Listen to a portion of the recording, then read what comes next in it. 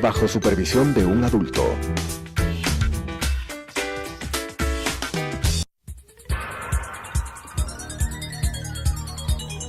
Las opiniones vertidas en este espacio por la producción y dirección del programa son de exclusiva responsabilidad de sus autores y de quienes intervienen en ellos.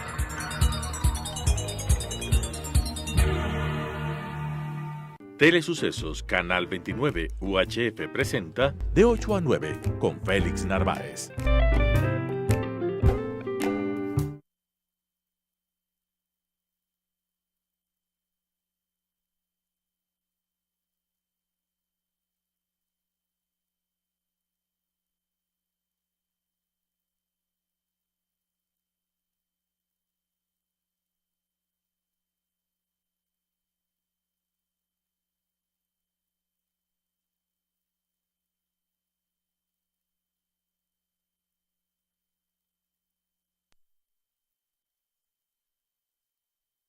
Privado en el África, según su abogado, quien cuestiona la acción de la jueza.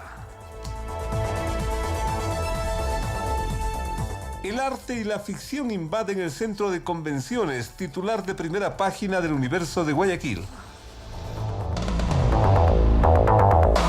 En lo internacional, la salida de Colombia de UNASUR es firme. La decisión de Colombia de retirarse de la Unión de Naciones Sudamericanas UNASUR es irreversible, según el presidente Iván Duque. La diplomacia colombiana apuesta por el fortalecimiento de la Organización de Estados Americanos OEA. Brasil, Argentina, Colombia, Chile, Perú y Paraguay decidieron en abril suspender su participación en UNASUR, cuya sede justamente está en Quito.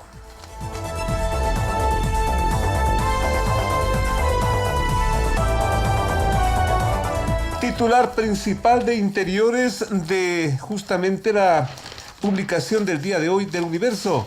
Defensa de Alvarado va por la revisión de la medida. Los abogados de Fernando Alvarado procurarán demostrar a través del análisis técnico, peritajes y versiones que lo establecido por la Contraloría no tiene sustento para este caso. El señor Alvarado aparentemente hacía una consultoría en África, cuya fotografía del señor Alvarado junto a un elefante está en Interiores del Universo. Viene al país, se emite la orden de detención preventiva y el señor no puede volver a saludar con los leones en África.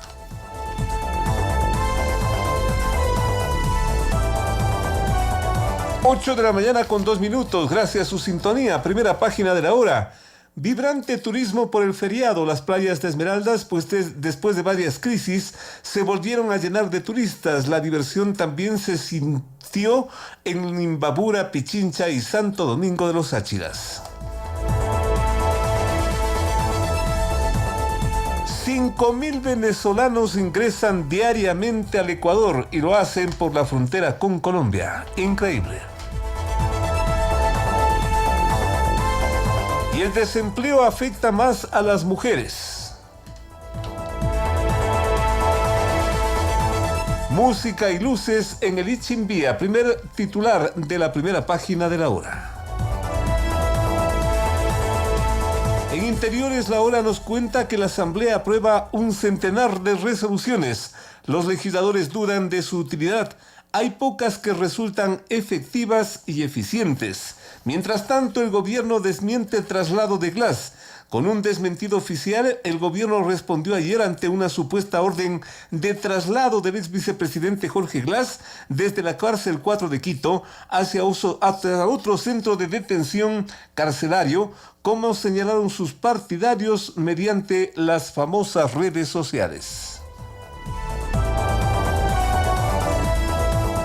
Y el informe sobre la ley polémica de comunicación estará listo en el mes de septiembre. Titulares de la prensa. Nos vamos con nuestros invitados del día de hoy.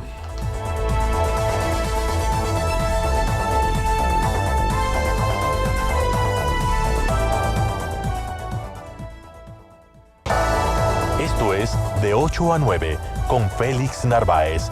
Una hora de preguntas y respuestas para su mejor opinión. Este y todos los sábados por Radio Sucesos.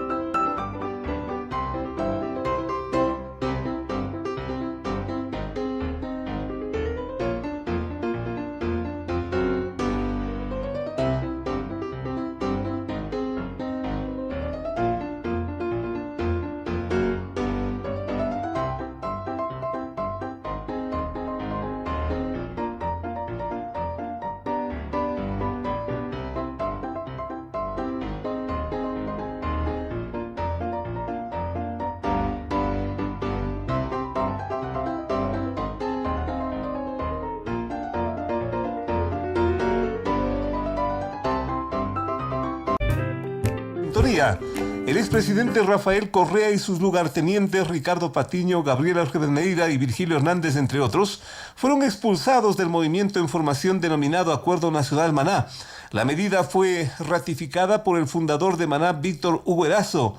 Mientras tanto, Juan Pablo Arévalo, activista que pretende la dirección del movimiento, lo confirmó al cuestionar la expulsión y suspender el trámite de reconocimiento de esa organización política ante el Consejo Nacional Electoral.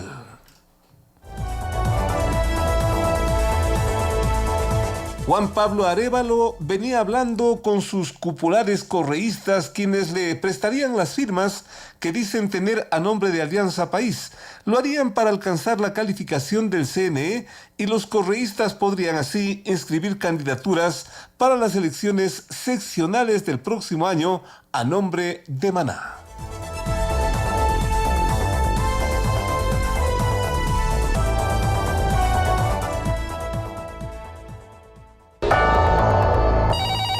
Contacto telefónico a partir del hecho más importante. Al otro lado de la línea hay quien hace opinión y más noticia. Con estas características todo andaba sobre ruedas. El correísmo prestaría 461.000 firmas reconocidas. Maná volvería así a la vida jurídica y la mayoría de lugartenientes de Correa serían candidatos para las próximas elecciones. Pero se enteró el fundador de Maná y expulsó al correísmo. El fundador del movimiento Maná, Víctor Hugo Erazo, está justamente aquí en Sucesos. A Víctor Hugo Erazo le estamos saludando muy cordialmente desde nuestra mesa de trabajo. Víctor Hugo, muy buenos días. Si bien usted es fundador de Maná, ¿cuál es su respaldo legal para proceder a esa expulsión? Ubiquemos así el tema para lograr una explicación y un entender de este tema tan conflictivo. Víctor Hugo Erazo, buenos días. El país te escucha. Buenos días, Félix. Gracias por la entrevista. Nosotros, los fundadores y los originarios miembros del Movimiento de Acuerdo Nacional Maná, luego de que nos dimos cuenta del abuso que querían realizar los correístas al tomarse prácticamente por engaños y sorpresas la dirección del Movimiento Acuerdo Nacional Maná, tuvimos que salir al paso e interceptarles. La única representante legal de Maná es la abogada Vanessa Suárez. ¿Y este señor Juan Pablo Arévalo qué papel cumple? Bueno, Juan Pablo Arévalo era un facilitador en las conversaciones que tuvimos con las bases de lo que fue la Revolución Ciudadana, lo que es la Revolución Ciudadana, pero no con las cúpulas. La sorpresa nuestra fue cuando empezó desde Rafael Correa, Ricardo Patiño, etcétera, a poner en las redes sociales como que ellos eran los fundadores y los dueños del partido Maná, cuando un partido político o un movimiento no debe tener dueños. Mucho peor nuestro movimiento Maná, que es totalmente democrático, en donde hay gente que piensa, discierne, dialoga, critica, se opone, conversa y se llega a acuerdos. Ellos, enseñados a la verticalidad de los 10 años de totalitarismo correísta que vivió el país, pensaron hacer lo mismo con el Movimiento Acuerdo Nacional Maná.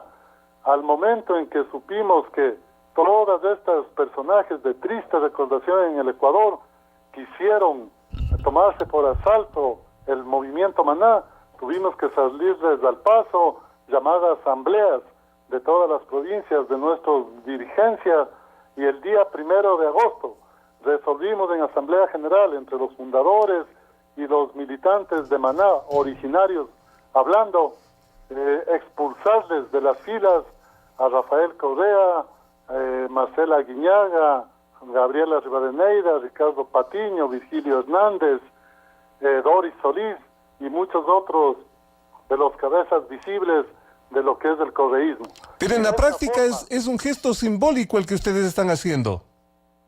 Elemental, es un gesto simbólico que tiene mucha fuerza moral y ética, aunque no tiene valor legal, porque el partido todavía no está reconocido en el Consejo Nacional Electoral, pero es la forma, lo que hicimos es un simbolismo en donde llamamos la atención al Ecuador, diciéndole que es deber y obligación de todos los ecuatorianos enterrar políticamente al correísmo que tanto daño hizo al país.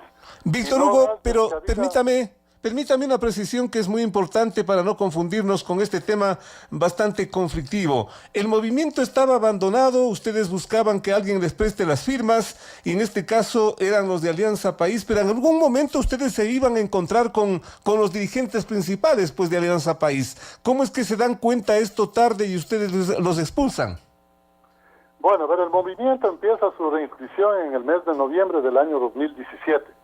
La clave para la recolección de firmas del Consejo Nacional Electoral nos entrega en abril del 2018. Y desde ahí empezamos conversaciones, no solo con las bases de lo que es el correísmo o de lo que fue Alianza País, en otras palabras. No solo con las bases de ese movimiento, sino con bases de otros partidos políticos que estaban un poco alejados de la dirigencia, porque muchas veces la dirigencia no hace lo que quiere las bases y toma acciones que no les conviene a las bases y no les sienta bien, y por lo tanto se alejan de sus dirigentes. En ese lapso de conversaciones habíamos tratado con algunos dirigentes de base de Alianza País, después de Revolución Ciudadana, pero nosotros no pensamos en que la dirigencia histórica, si se quiere, la dirigencia prepotente, la dirigencia totalitaria de Alianza País, iba a venir a querer tomar la batuta del movimiento. Ahí es cuando nosotros lo frenamos. Y no solo ellos, nos ayudaron a recoger las firmas, las bases, me refiero, de Alianza País, sino que nosotros por cuenta propia también lo hicimos. Hicimos un proceso de recolección de firmas y estamos avanzando en ese proceso. Vamos a presentar las firmas y si alcanzamos para las elecciones del 2019, en buena hora. Caso contrario, esperaríamos para el 2021, porque nosotros no tenemos prisa. Lo que queremos es presentar un proyecto de desarrollo al Ecuador, un proyecto alternativo de democracia en el Ecuador. Y para consolidar algo bueno, la prisa a veces es mala. Pero si logramos ingresar las firmas y que nos califiquen, participaremos en esta contienda política. Pero esa negociación, estimado Víctor Hugo, ¿qué tan ético, si es que con todo respeto resulta? Ustedes piden las firmas prestadas de otra organización, se inscriben y así permiten la proclamación de candidaturas, como que es bastante confuso, Víctor Hugo. Bueno, nosotros no vamos a aceptar las firmas que ellos dicen que tienen, las 400,000 y pico de firmas que nos dicen tener. Porque ustedes tampoco tienen tantas firmas. No, nosotros estamos con 200,000 firmas. Entonces ellos dicen que tienen 400, casi 500,000 ¿Y firmas. por qué no las han presentado, Víctor Hugo? Porque surgió este problema que a la larga se vuelve un problema cuasi ilegal. ¿Pero qué tiene que ver ese problema? ¿Qué tiene que ver ese problema con Alianza País si ustedes ya tenían las firmas por cuenta propia y simplemente ustedes buscaban el reconocimiento, la inscripción? Porque en el momento en que nosotros también estábamos planificando el ingreso de firmas e íbamos a coordinar con Juan Pablo Arévalo, que era el facilitador de las conversaciones con las bases de Alianza País, resulta que nos dicen que no, porque ellos tienen las firmas, pero tienen que cambiar la directiva, tienen que hacer legalmente que otra persona les represente, y en ese momento nosotros dijimos no. Sobre todo cuando empezamos a ver en las redes sociales que incluso Rafael Correa, absurdamente, un día salió en el Twitter que tiene y dijo que asomó, que ahora ya no solo le bloquea el Consejo Nacional Electoral, que ni siquiera le bloquea ya la prensa corrupta, y que ahora también asoma un falso dirigente llamado Víctor Hugo Erazo. Una absurdez cuando todo el país sabe que el Movimiento de Acuerdo Nacional Maná nació en el 2008 y entre los fundadores de ese movimiento estuve yo. Es un absurdo como querer decir que ellos estaban inventando el agua tibia, que ellos estaban por primera vez haciendo que nazca un movimiento que es llamado Maná, lo cual es totalmente falta de coherencia, absurdez, es una falta de ética. Por eso mismo nosotros dimos un paso al costado y no queremos ni una sola firma de los señores de la Revolución Ciudadana. ¿Y ahora en qué queda toda esta situación? Víctor Hugo, ¿y ahora en qué queda toda esta situación? ¿No hay las firmas para la inscripción? ¿No hay la alianza con Alianza País? O sea, todo está en el aire. Nosotros preferiríamos sacrificar nuestra organización política y no darles cabida a los personajes de la Revolución Ciudadana, a los jerarcas de la Revolución Ciudadana que hicieron tanto daño al Ecuador y que tienen que responder por a más de los actos de corrupción que cada día siguen saliendo y están siendo judicializados. Tienen que responder por todas las persecuciones, por la violación a derechos humanos que llevaron a cabo, incluso cayeron en el límite de delitos de lesa humanidad. Todo ello tienen que responder y el Ecuador tiene que tomarles cuentas y la historia misma les juzgará, y a más de la historia, la justicia ecuatoriana. Lo que usted está diciendo, Víctor Hugo, para quedar claro, es que prefiere inclusive sacrificar el movimiento, que no existe el movimiento, antes que facilitar las cosas al correísmo. Exactamente, porque es un deber, y vuelvo a repetir, es un deber y una obligación de todos los demócratas ecuatorianos enterrar políticamente al correísmo, por el bien y la sanidad del Ecuador. Víctor Hugo, muchísimas gracias, perfectamente registrado ese punto aclaratorio que es muy importante en medio de tantas versiones que se ha dado. Inclusive hay un pronunciamiento del expresidente, si es que es una organización que no existe y no tiene militantes, ¿cómo puede ser ese pronunciamiento? Ha dicho finalmente el expresidente Correa. ¿Qué le parece, Víctor Hugo? Bueno, eso es lo más bochornoso, porque él dice, soy tan importante que incluso me expulsan de un movimiento que no existe. Exacto. Yo le veo eso muy bochornoso, porque es tan indeseable que incluso se le expulsa de algo que todavía está en el imaginario. Por lo tanto, quiere decir que nadie ya quiere saber nada de Rafael Correa. Víctor Hugo, muchísimas gracias, un gusto escucharle, perfectamente registrado su comentario, su pronunciamiento aquí en nuestra mesa de trabajo. Hasta la próxima, muy amable, muy gentil. Muchas gracias.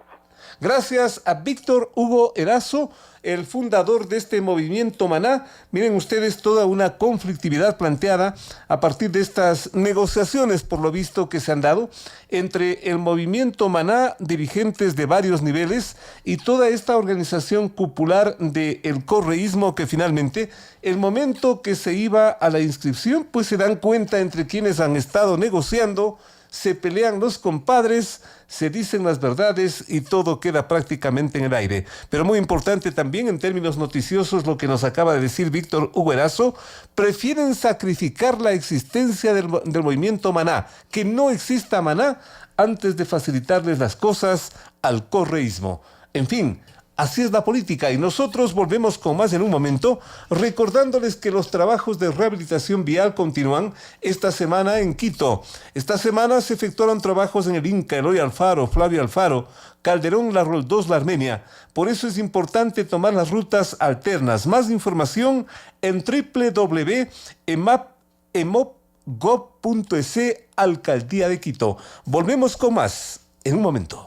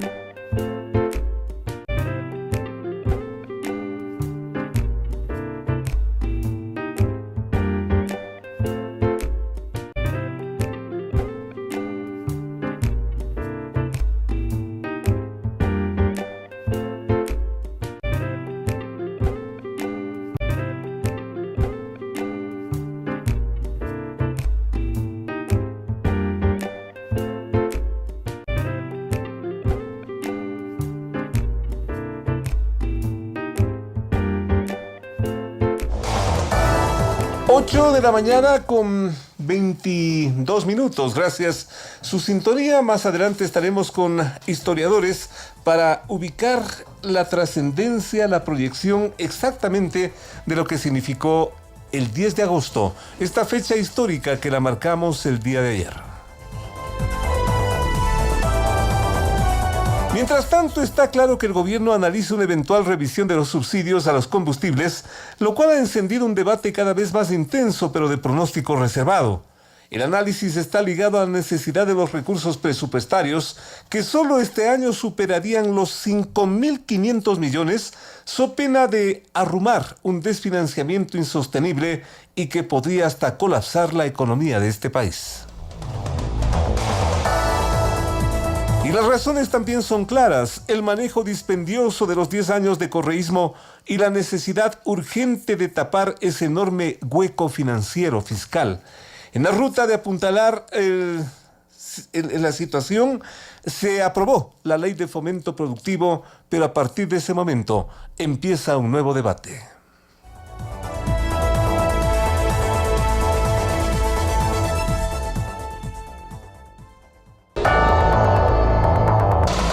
Las noticias han impactado en el país, en el mundo y en la ciudad. Sus protagonistas están en Sucesos para responder preguntas del periodismo profesional. Que el público saque sus propias conclusiones.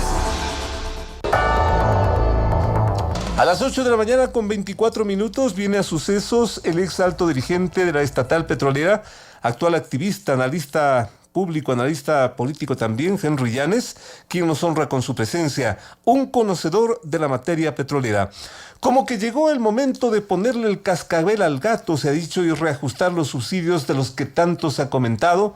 ¿Cuál es su punto de vista, Henry Llanes? Buenos días, bienvenido a Sucesos. Buenos días, estimado Félix, un cordial saludo para usted, para la radio y para la audiencia.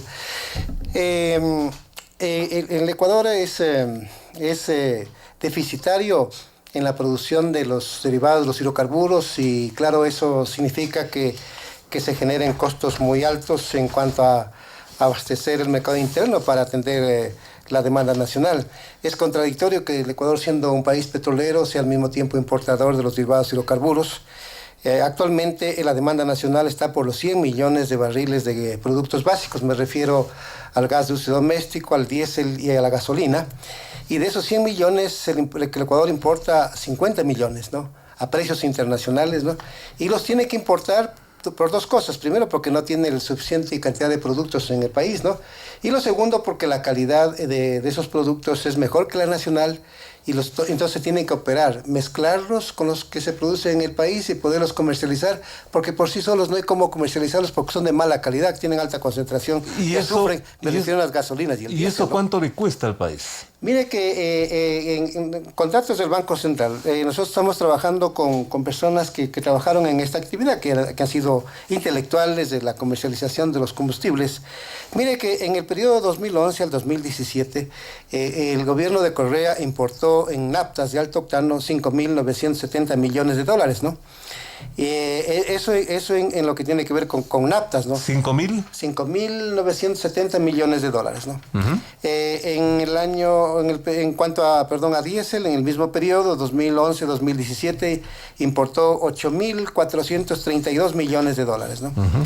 En el caso del gas de licuado de petróleo, importó en ese periodo 2011-2017 2.981 millones de dólares. Entonces, sumando todos estos los valores de estos tres productos, ¿no?, en el periodo 2011-2017 compró productos por 30.000 millones de dólares, ¿no? Eso fue la compra que hizo. Y sucede que eso vendió en el país, y el monto de esas ventas apenas fueron de 12.655 millones de dólares. Entonces quiere decir que el gobierno subsidió de manera general a todos los sectores de la sociedad ecuatoriana con 17.384 millones de dólares. Rectifico las cifras que di anteriormente. Uh-huh. No son volúmenes de compra en el caso de la nafta y del diésel y del gas, sino es el subsidio. Subsidió. Subsidió. Entonces, sumando estos tres valores, es que da a un total de 17.384 millones de dólares por concepto de subsidio. Eso significa más del 50% del presente año. Entonces, en el manejo de la política de los subsidios existe distorsión, porque el gobierno de Correa debió focalizar el subsidio y no tenerlo de manera general. ¿Por qué? Porque hay sectores sociales del Ecuador, sectores de la sociedad ecuatoriana que no requieren el subsidio, ni en la gasolina, ni en el diésel, ni en el GLP. Sin embargo, Correa, por imagen política, por no afectar su imagen política, él prefirió mantener un subsidio de carácter general y con eso lo perjudicó al país en 3 cosas. Distorsión en la política de subsidios, segundo, dispendio en el consumo y tercero, un alto contrabando. Aunque seamos justos también, Henry, no solamente el gobierno de Correa, esto es prácticamente un problema histórico que arrastra el país. Antes también. Exacto. Antes también. Mire que el tema de los subsidios viene de un tiempo atrás, pero claro, se va incrementando por 2 cosas. Primero, por el incremento de la demanda y segundo, por el incremento del precio. Entonces, analizado estos 2 factores, el impacto es mayor en el gobierno de Correa en sus 10 años, ¿no? Exactamente. Vale esa precisión. Que los anteriores, ¿no? Mire usted que en el diario, el año 2010, el diario Hoy, publicó un dato producto de los... Año 2010. Año 2010, producto de los estudios que se han hecho sobre esta materia, y llegó a la conclusión la noticia, remitiéndose a una información estadística del año 2008, o sea, 2 años después hizo la publicación el diario Hoy. En el año 2008, el 20% de la población más rica, ¿no? El 20%. El 20% de la población más rica consumió el 50% de los combustibles en el Ecuador. Mientras que el otro 20% de la población pobre de bajos ingresos económicos tuvo una demanda del 7% de los combustibles. 7%. Mientras que la gente de posibilidades económicas, de grandes posibilidades económicas, consumió el 50% de los combustibles del país, el otro 20% consumió apenas el 7%. ¿Qué nos dice eso, Henry? Con lo cual quiere decir de que en el Ecuador siempre convino focalizar, a efectos de que los otros sectores que tienen ingresos económicos, $1,000, $1,500, $2,000, $5,000, $10,000, $15,000 o $20,000 o más mensual, ellos debieron pagar precio real. Y no esto, porque esto significa un desangre de la economía nacional, significa una fuga de divisas enorme. La cifra, mire que la cifra de las ventas, vuelvo a repetir, de las compras, 2011, 2017, compró $30,000 millones en combustibles Correa en el mercado internacional. Si usted suma del periodo 2007 al 2017, el monto de las compras en el mercado internacional supera los $40,000 millones solo en los 3 productos. $40,000 millones de dólares. Porque si usted suma la compra de Jet Fuel, Aguagas, Fuloy, Cutter Stocks, la cifra supera... En compras, ¿no? En compras, ¿no? En el mercado internacional, a precio internacional. ¿En 10 años? En 10 años está esa compra por los $59,000 millones. Sumando todos los productos, además de la gasolina, del diésel. Y entonces digo usted, mire el derroche de los recursos de este país. Es impresionante. Es más de 2 veces el presupuesto del Estado de este año, porque estamos cerca de los $60,000 millones, ¿no? ¿Cómo habría que ponerle el cascabel al gato, como ya se ha dicho consecuentemente, Henry? ¿En qué sentido tal vez la regularización de los subsidios, la focalización, en palabras sencillas para que el público lo entienda, qué habría que hacer con esto? Muy fácil. A ver. Si yo estuviera en el gobierno, en los cargos que está... el señor Pérez como ministro de hidrocarburos, yo le dije al país que hay que focalizar el focalización. Focalizar. ¿Y cómo hacerlo? A través del sistema financiero nacional. Facilísimo. O sea, a través de bancos y cooperativas. Entregándole directamente el beneficio económico, porque es rudimentario, eso no hay que aceptar, porque sería arcaico, rudimentario, antitécnico. No. Hay que entregarle una tarjeta para quien debe ser el beneficiario de este subsidio. No, eso no tiene sentido. O ponerle un sello al cilindro de gas para que asimismo vía bajo ese mecanismo entregarle un cilindro de gas a la gente pobre. O también dice bajo el consumo de la energía eléctrica. No. ¿Usted cree que eso no funciona? No. Ahí estamos, digo usted, ha recorrido tanto la cibernética, es decir, el mundo informático de las telecomunicaciones, que hoy la gente tiene acceso a eso. Y entonces, eso implementar y con el sistema bancario... Usted dice a través del sistema financiero. Sí. Pero a ver, en simple y en sencillo, pónganos un ejemplo. ¿Cómo sería? Que la gente abre una cuenta de ahorros.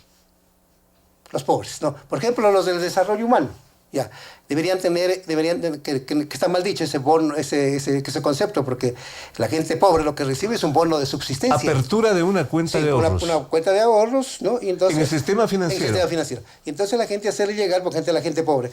La gente pobre consume en el país aproximadamente 1,5 cilindros de gas. Es decir, estamos hablando... ¿Mensual al mes? ¿Semanal? Mensual. Mensual. Estamos hablando de 22.5 kilos, ¿no? Porque cilindros, ¿no? Porque kilos, digamos, porque cada cilindro tiene 15 kilos, ¿no? Y entonces la familia pobre consume 1,5 cilindros de gas, ¿no?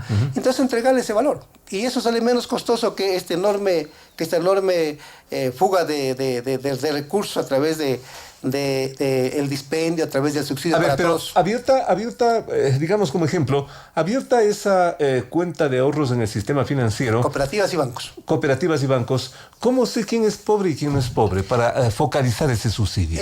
Ya tiene una base de datos muy importante esta población que recibe el bono de subsistencia, que lo llaman de desarrollo humano, ¿no?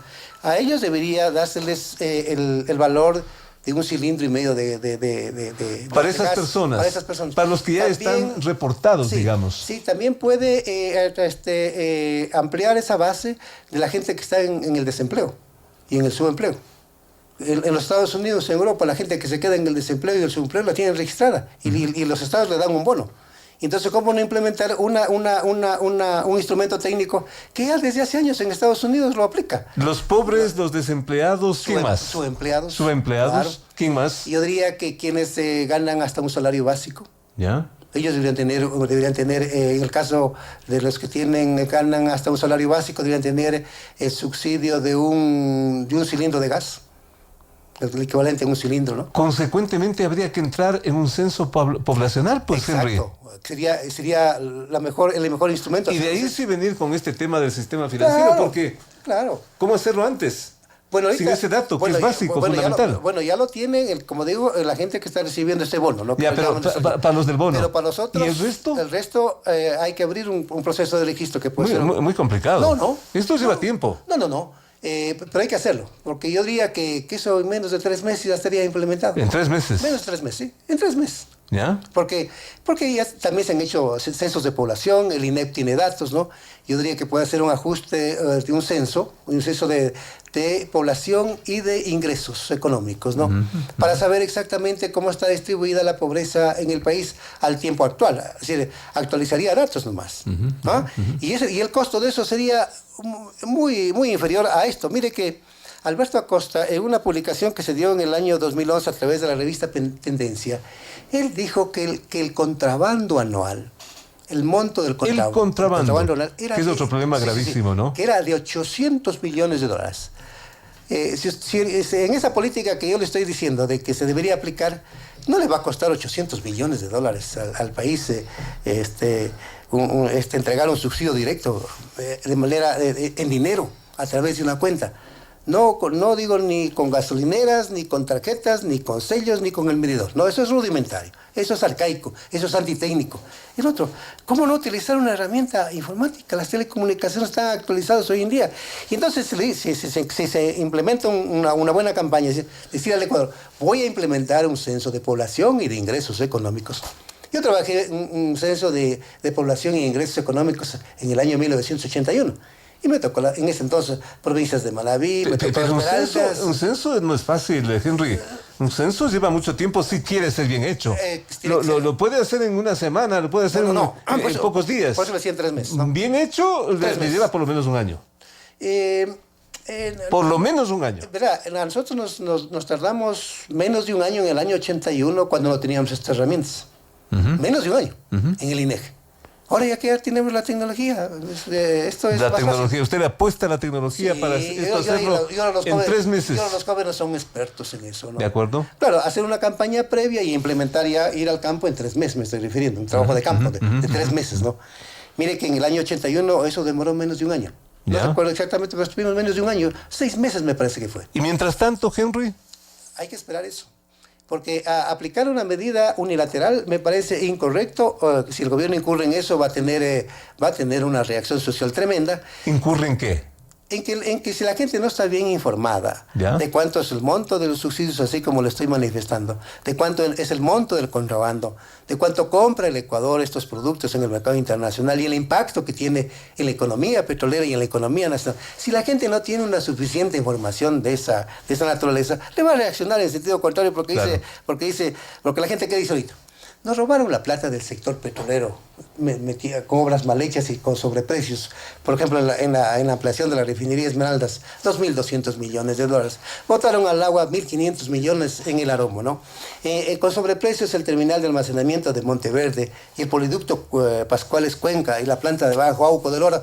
Ahí estamos hablando más o menos de 5.200 millones de dólares de sobreprecios. Solo en esas dos. Con sobreprecios esas obras. Con sobreprecios, hablo clarito, con sobreprecios esas obras, ¿no? Y entonces la gente, nos robaron la plata. Y hoy dice, nos quieren aplicar esta eliminación de subsidios o focalización de subsidios. Suena hasta injusto, ¿no? Es injusto. O sea, en el lenguaje cotidiano, en el lenguaje popular, la gente cree eso. Entonces, a esos sectores sociales, ¿no? A esa sociedad hay que informarles de manera correcta. Entonces, si yo estuviera en el gobierno y dijera, señor presidente, implementemos un censo. Un censo, diciendo al Ecuador, vamos a focalizar el subsidio sobre todo en el caso del GLP, ¿no? En el caso del GLP. Que a propósito, en cuanto, si comparamos, el mayor impacto del subsidio, así como se lo viene manejando, es con el diésel. No es con el GLP.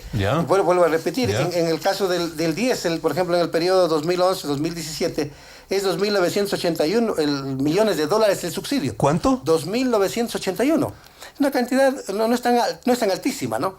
¿En dónde está lo más fuerte? En el diésel. En el diésel es de 8.432 millones de dólares el subsidio. El subsidio. Y claro, en la gasolina es de 5.700 millones de dólares. Entonces yo diría, con estos dos productos, y además de usted hacerlo primero con esto, después con el GLP, ¿ya?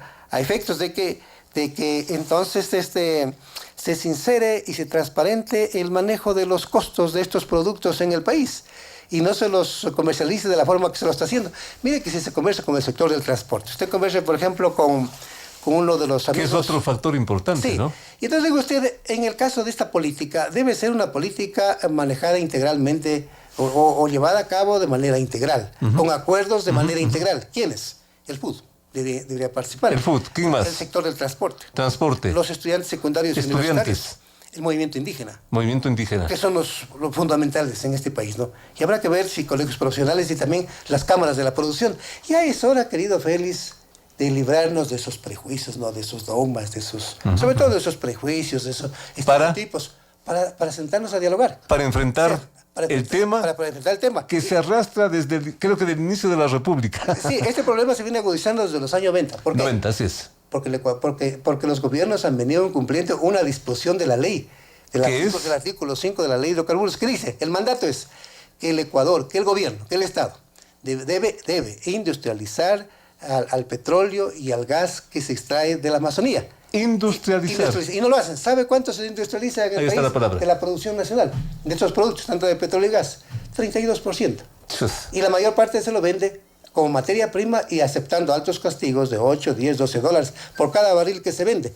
Para comprar estos productos que le menciono, gas, diésel, solo en esos tres productos en el mercado internacional, hay que vender cerca de 2 barriles de petróleo para comprar un barril de combustibles, ¿no? Increíble. Entonces no puede manejar la economía petrolera de esta manera. Por eso queríamos invitarlo el día de hoy a Henry Llanes para que nos explique este tema que no es tan simple como se dice. Se mencionan un par de cifras, pero miren ustedes todo ese mundo de dinero y de complejidades que están allí flotando para que ojalá el gobierno tome su mejor decisión. Planifique sus rutas a tiempo, tenga en cuenta el desvío de la avenida Amazonas y Tomás de Berlanga por la colocación de las carpetas asfálticas definitivas. El metro de Quito está pasando. Más de información en la Alcaldía de Quito. Volvemos con más en un momento. Muchas gracias.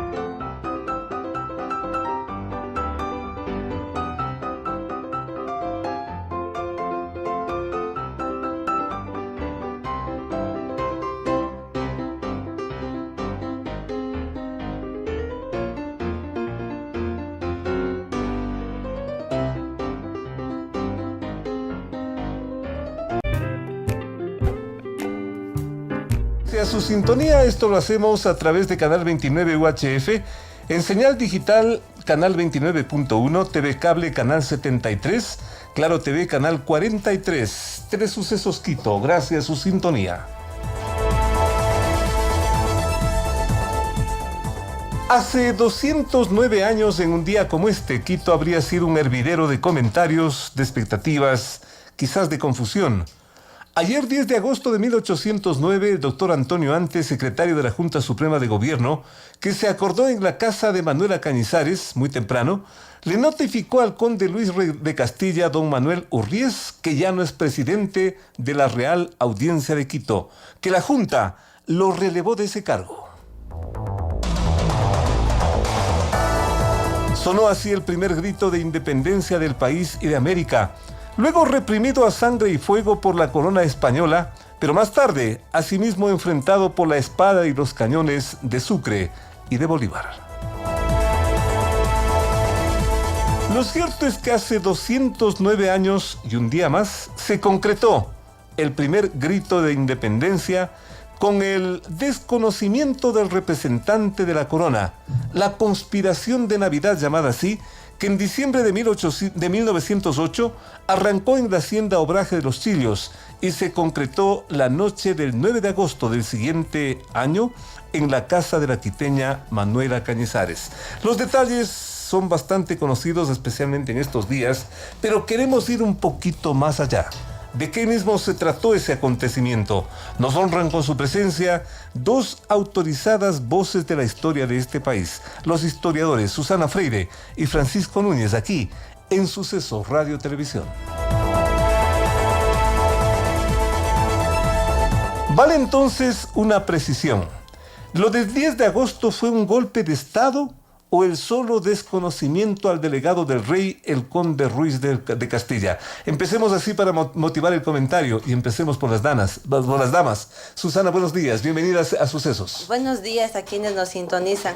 Bueno, el 10 de agosto de 1809, como ya hemos dialogado con usted en otras ocasiones, tuvo varias motivaciones. Primero, creo que siguió esa tradición de levantisca que tuvo siempre la audiencia de Quito. No debemos olvidarnos de otros motines populares como la sublevación de los barrios de Quito, la revolución de los estancos. Claro, esos fueron motines mucho más populares. En cambio, el 10 de agosto de 1809, si bien tuvo una clara participación de la élite criolla, no por eso deja de ser importante en el contexto histórico. Como le hemos mencionado, además hay que tomar en cuenta la grave crisis económica que atravesaba la audiencia de Quito en el siglo XVII, el descontento popular y social por las medidas que se tomaban y además por la invasión napoleónica que sufrió España en 1808. Entonces todo eso hizo que la élite quiteña criolla pues estudiara y viese que ese era el momento oportuno para por un lado, aprovechar la crisis que estaba sucediendo en España. Un proceso, consecuentemente. Exacto. Y por otro, para sublevarse, pero sublevarse en nombre de Fernando VII, como hemos dicho, porque si bien se establecieron una serie de pautas en las que ya se mencionaba, por ejemplo, que el poder radicaba en el pueblo, que era el soberano, ahondada por las influencias de la Revolución Francesa, de la independencia norteamericana, la independencia de Haití, en el caso de la actual América Latina. Entonces era una cosa un poco complicada, que yo creo que ubicándose en el contexto histórico, tal vez en sí la población en general no entendió. ¿Y por qué no entendió? No entendió la población. No entendió del todo, porque por un lado se veía con cierto resquemor que fuese la élite criolla la que estaba liderando esto, pero es que eran los que en ese momento tenían no solamente la información, sino el conocimiento y las posibilidades. En segundo lugar, ¿qué mismo era? O sea, era una sublevación, pero a nombre de Fernando VII.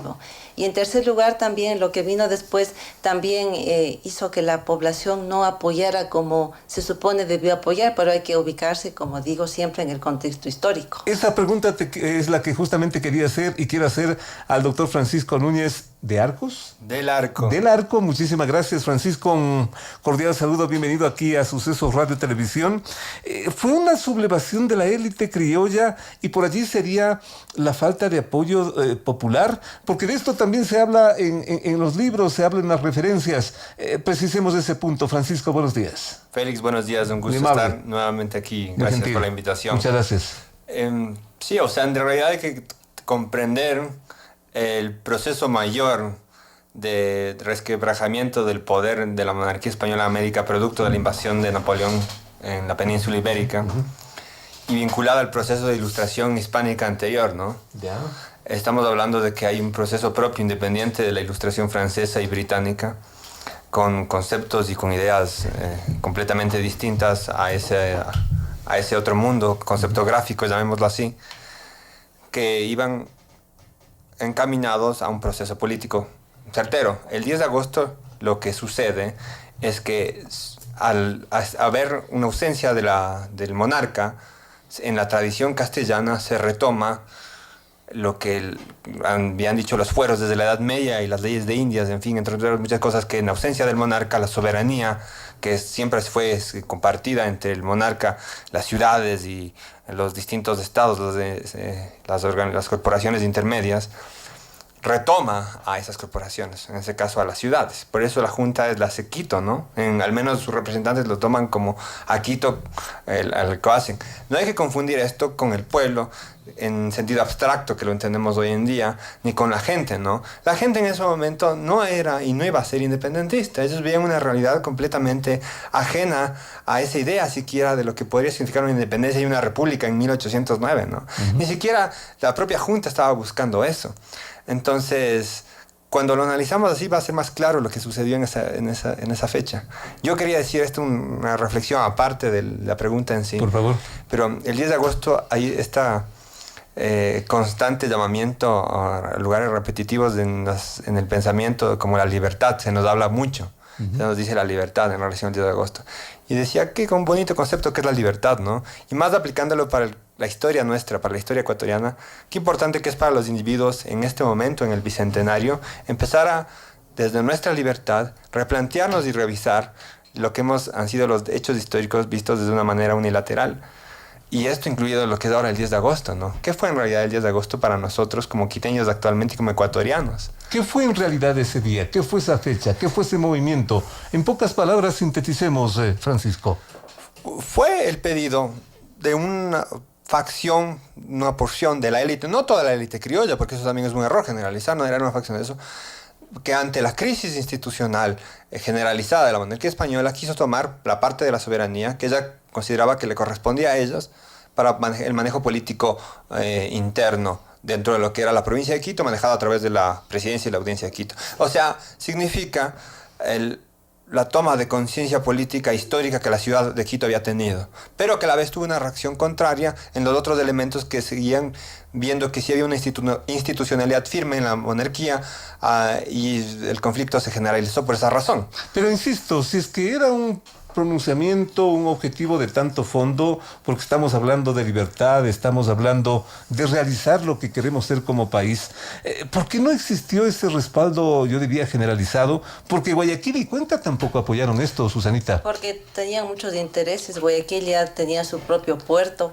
Se dice que si bien había gente que estaba afín a la causa de un sector de élite criolla, había muchos intereses. Tal vez solo la familia del presidente, el que fue presidente Rocafuerte años más tarde, pues simpatizó. Y en Cuenca también había un núcleo realista muy fuerte, no se diga ya más lejos en Popayán, acá en los otros virreinatos, porque además... Y no digamos Lima y también claro, Bogotá, ¿no? Además tenía miedo de que cunda el mal ejemplo, ¿no? Porque como ya estaba sucediendo eso en España, y ante la ausencia, ¿verdad?, de un poder político, ante la inminente invasión de Napoleón, entonces pues había que tomar el gobierno pues por manos propias.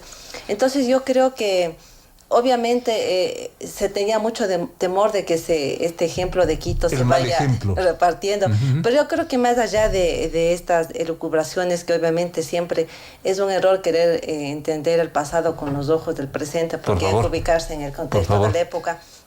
Yo creo que más allá de las limitaciones del 10 de agosto de 1809, yo sí me atrevería a decir, es una opinión muy personal, que si esto no hubiese sucedido en Quito, posiblemente el proceso independentista de toda América Latina hubiera tardado mucho más, porque no olvidemos que un año después, el 2 de agosto de 1810, muere la mayoría de los cabecillas de esta revolución en ciernes, por decirlo de algún modo.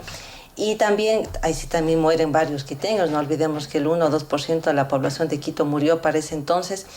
Y es cuando también se despiertan ya otros intereses, ¿no? No olvidemos, Simón Bolívar se siente ya impresionado por la masacre que sucedió en Quito y empieza a decir, bueno, hay que declarar la guerra a muerte ya a los españoles, ¿no?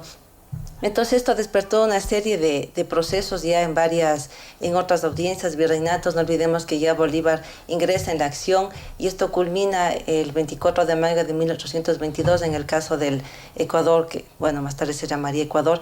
Entonces yo creo que sin este buen ejemplo que sucedió en Quito, pese a todas las limitaciones y cuestionamientos que se puedan dar, sin esto yo creo que el proceso independentista hubiera tardado. Totalmente. Yo creo que, y más allá de esto, hay que preguntarse hoy por hoy qué queda después del festejo y qué significa hoy para Quito y para el país el recordar el 10 de agosto de 1809. Ya vamos a hablar sobre eso, mi estimada Susanita, pero una vez ubicado ese punto, esta falta de apoyo a un movimiento, por último, independentista quizás, o por último a esta manifestación patriótica de este grupo de quiteños, y la falta de apoyo que a mí me ha llamado como periodista la atención, esto de Guayaquil, de Cuenca, de Perú, de Popayán, por allí vienen inclusive las explicaciones de lo que posteriormente marcará inclusive la división interna de este país, y no digamos con nosotros, Francisco. Sí, por supuesto, o sea, hay que desmitificar muchas cosas en torno al 10 de agosto. Cada uno tiene su interés, por último. Sí, y inclusive más allá de los intereses, la historia se mueve por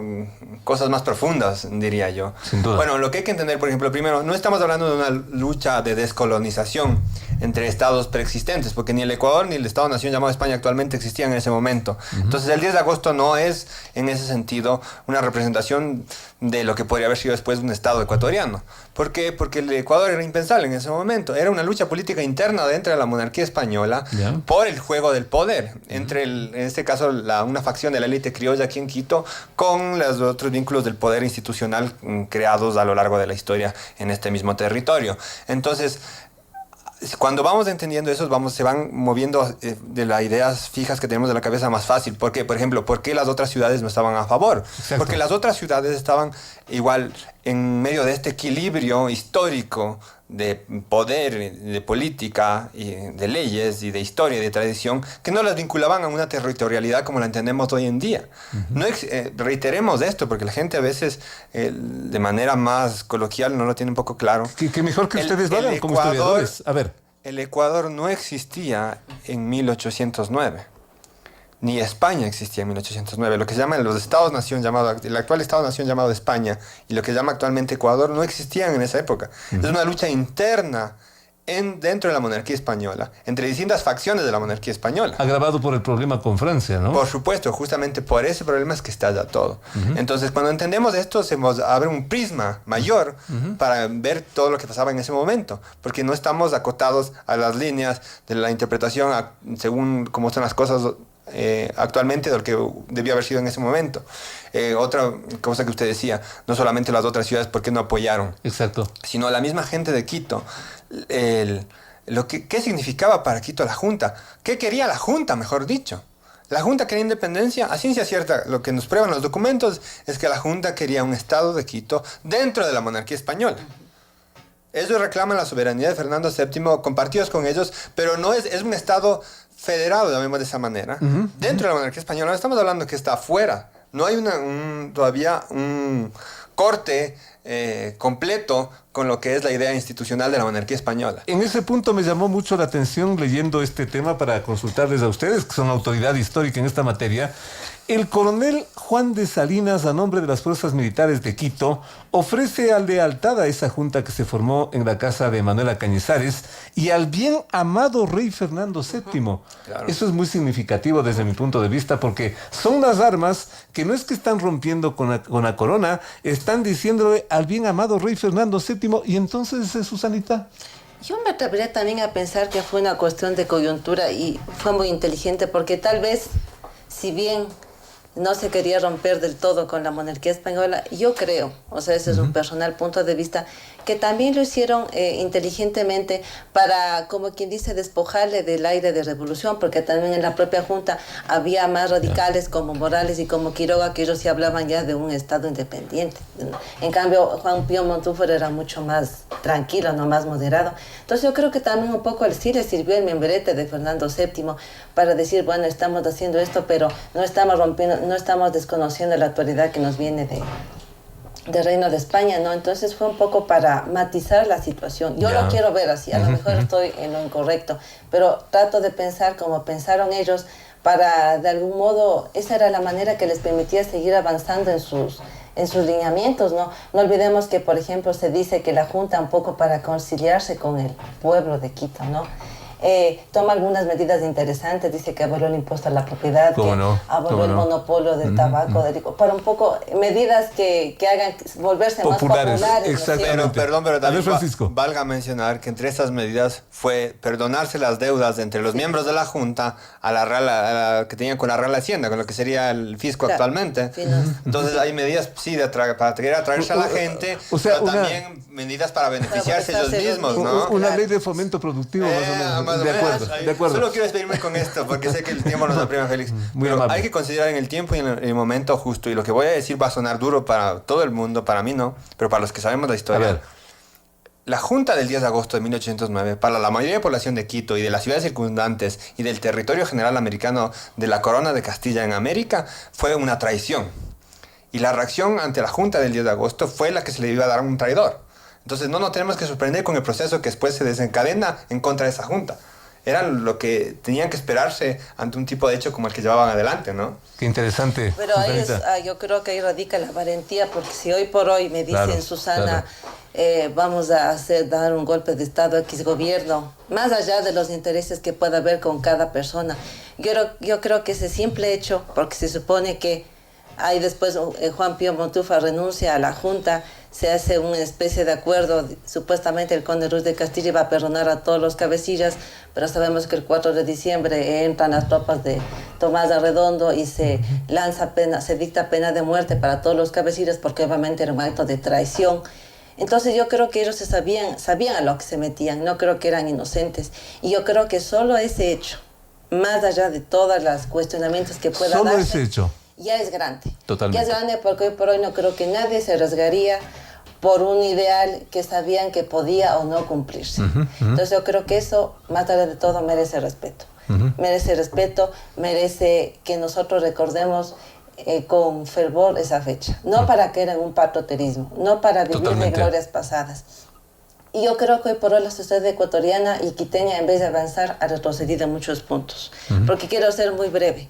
En 1934, Jacinto Gijón y Camaño, que era presidente del Consejo Capitalino, él ya se cuestiona esto con respecto a las fechas de fundación, más llamadas de fundación del 6 de diciembre, en donde él dice, es el 10 de agosto el verdadero día de la independencia, no lo dice independencia de Quito, no, pero dice que debería conmemorarse este día, 10 de agosto, más que el 6 de diciembre, ¿no? Porque los hechos históricos respaldan más al 10 de agosto que al 6 de diciembre, que simplemente fue una instalación de cabildo, ¿no? Entonces tenemos el 10 de agosto, tenemos el 28 de agosto, tenemos el 6 de diciembre. Entonces yo creo que hoy por hoy la sociedad quiteña debe replantearse qué mismo está celebrando, qué mismo está festejando, y más que todo preguntarse si las actuales generaciones se identifican con estas fechas, porque posiblemente lo que aquí estamos los dos relatando para los jóvenes no significa nada, o sea, no tienen ninguna relación. Entonces yo creo que es hora de ir explicando desprejuiciadamente la historia, dar a cada actor lo que realmente se merece, y ahí vamos a ir ahí construyendo un debate mucho más serio, más desprejuiciado, y ver qué mismo se festeja, por qué lo festeja y cuál sentido tiene cada festejo, valga la redundancia. El 10 de agosto debería ser el Día de la Patria, como lo tienen todos los países, Francisco. Bueno, para lo que es el mito que conforma el Estado-Nación de Ecuador, por supuesto, es la fecha por antonomasia de lo que trata porque cada ciudad, cada país más bien lo tiene, ¿no? Ahora, y aquí también nos falta eso. Lo que tenemos que entender es que también estamos en una época de crisis de identidad, justamente, de nuestro país, de nuestra sociedad. Entonces, cuando caen en crisis las identidades, caen en crisis sus mitos. Y con sus mitos vienen nuevos procesos, vienen nuevos mitos, vienen nuevas historias. Y estamos, me parece que ahorita en el medio de eso. Entonces hay que ver esta revisión del pasado con un objetivo de entender el presente y darnos, en lo posible, una solución para lo futuro. Y con estas palabras, ¿cómo no? Esto quiero decir, por favor, para despedirme. aprovechando esta fecha y la invitación, que el 10 de agosto finalmente es una fecha que a todos nos ha marcado como ecuatorianos. Sin duda. Y que nos debemos preguntar cada día a quién ha beneficiado ese relato del poder. La historia, lo que entendemos como la historia oficial, que se nos ha dicho en los colegios y en las escuelas, que es la que recibe la mayoría de la gente, ¿a quién finalmente acabó beneficiando? Cuando respondamos a esa pregunta, habremos respondido muchas incógnitas de nuestra identidad. ¿A quién finalmente terminó beneficiando todo esto, Susana? Yo creo que finalmente terminó al ideal de libertad, más allá de que cada quien entienda como sea la libertad, totalmente, ¿no? Porque no es lo mismo la libertad para una persona que está desde el poder como totalmente, para alguien que está totalmente sometido por la pobreza. Sin embargo, yo creo que ese fue el ideal que motivó, y más allá yo creo que es un ideal que siempre debe seguirnos motivando, porque damos por sentado que somos libres, ¿no? Obviamente con las limitaciones que marca cada sociedad. Pero yo me pregunto si el día de mañana, por un caso hipotético, el Ecuador cayera en manos de un poder extranjero, solamente en ese momento podríamos entender lo que en su momento pasaron estos actores sociales. Entonces yo creo que ese ideal de libertad, más allá de los cuestionamientos, es lo que favoreció esta fecha del 10 de agosto, y es una libertad que debemos trabajar día a día, ¿no? Es una libertad que debe ser asumida de modo responsable, consciente como ciudadanos, y luchar por ella siempre, en todos los estamentos de la vida, tanto personal como pública. Con estas excelentes palabras finales de Susana Freire y también el enfoque de Francisco Núñez, nos despedimos de ustedes, amables oyentes. Esto significó el 10 de agosto, que finalmente se ha convertido en un feriado, porque obviamente pues actualmente lo importante es el turismo, en fin, sí, pero yo recuerdo gracias a esta profesión de haber recorrido algunos lugares del mundo, cada país tiene su día que se paraliza para reflexionar sobre lo que somos, sobre lo que fuimos y a dónde vamos. Yo siento que este país también eso le hace falta. Es decir, le hace falta un día nacional. ¿Y a quién le corresponde eso? Ahí sí, al gobierno. Que tome esa decisión, porque es necesario un Día de la Patria. Planifique sus rutas a tiempo, tenga en cuenta el desvío del Amazonas, de la Tomás de Berlanga, por la colocación de la carpeta asfáltica. El Metro de Quito moviliza a 400,000 quiteños al día, según los planes, lo dice la Alcaldía de Quito. Más obras para vivir mejor, gracias a nuestros invitados, pero sobre todo gracias a ustedes por la siempre diferente atención. Dios mediante, hasta la próxima semana. Las opiniones vertidas en este espacio por la producción y dirección del programa son de exclusiva responsabilidad de sus autores y de quienes intervienen en ellos.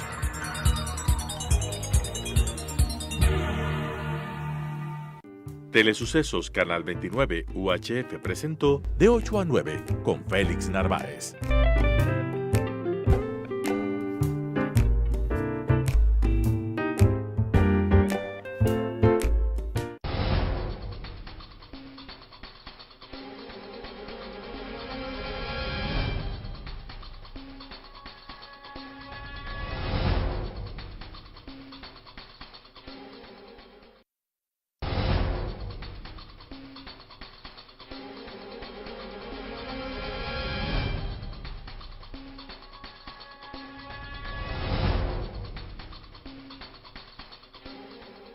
Cuando sea grande quiero ser como tú, porque me dices siempre la verdad.